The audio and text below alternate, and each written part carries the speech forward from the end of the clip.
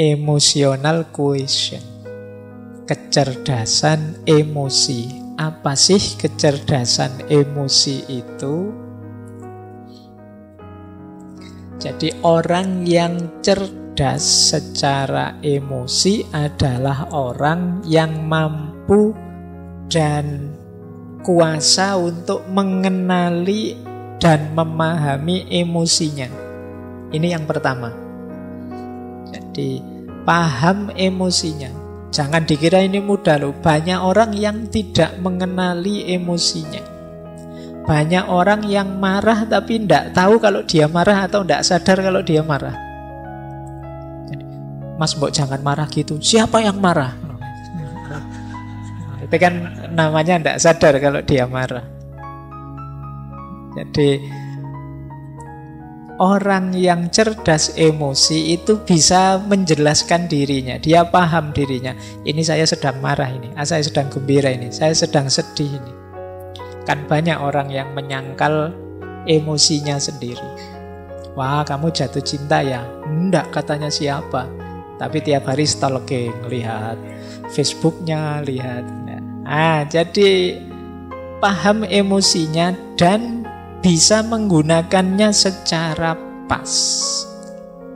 Baik untuk membereskan dirinya maupun saat berhubungan dengan orang lain.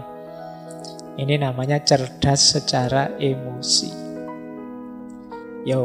Diri sendiri dan yang lain. Karena nanti ada kalanya orang itu bagus untuk dirinya sendiri, tidak bagus untuk orang lain. Atau sebaliknya.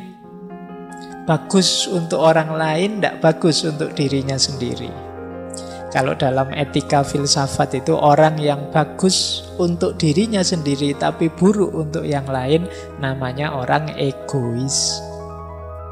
Ada orang yang mengorbankan dirinya untuk orang lain, berarti kan bagus untuk orang lain tapi jelek untuk dirinya, namanya orang altruis. Jadi, orang cerdas emosi itu imbang. Ya baik buat dirinya, baik juga buat orang lain. Dan dia paham tentang emosi-emosi yang ada dalam dirinya. Itu ada datanya kalau teman-teman mahasiswa ingin mendalami. Istilah ini pertama kali digunakan oleh Peter Salovey dan John Mayer. Tapi yang paling mempopulerkan istilah ini ya Daniel Goleman. Teman-teman insya Allah yang mahasiswa pasti pernah dengar nama ini dengan bukunya Emotional Intelligence. Why it can matter more than IQ. Terjemahannya dalam bahasa Indonesia sudah ada. Bajakan bukunya juga ada. Ya sekarang buku baru itu sedih penerbitnya, bajakannya lebih cepat daripada sini masih belum jadi yang dijual bajakan itu sudah rame. Yang penerbitnya belum laku satu pun malah yang bajak sudah ratusan eksemplar.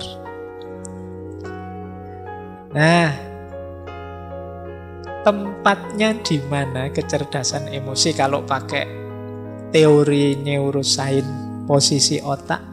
Otak kita itu kan ada 3 bagian. Ada bagian luar, ada bagian dalam, ada bagian bawah. Bagian paling luar itu namanya neokortek.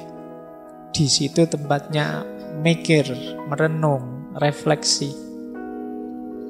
Jadi IQ, reason, itu ada di neokortek. Nanti bagian dalam ada limbic system. Di situ emosi-emosi. Ada yang paling bawah namanya reptilian complex atau akal reptil. Kalau ini insting untuk bertahan hidup, insting untuk mencari selamat, insting untuk berketurunan dan lain sebagainya, itu yang paling bawah, mungkin daerah dekat leher sini. Ada yang lebih dalam untuk emosi-emosi namanya limbic system. Yang paling luas, paling besar itu neokortek. Nah, kecerdasan emosi itu ya ketika aspek reason ketemu dengan aspek emosi. Jadi kecerdasan emosional itu mudahnya bagaimana kita mengelola emosi kita secara rasional.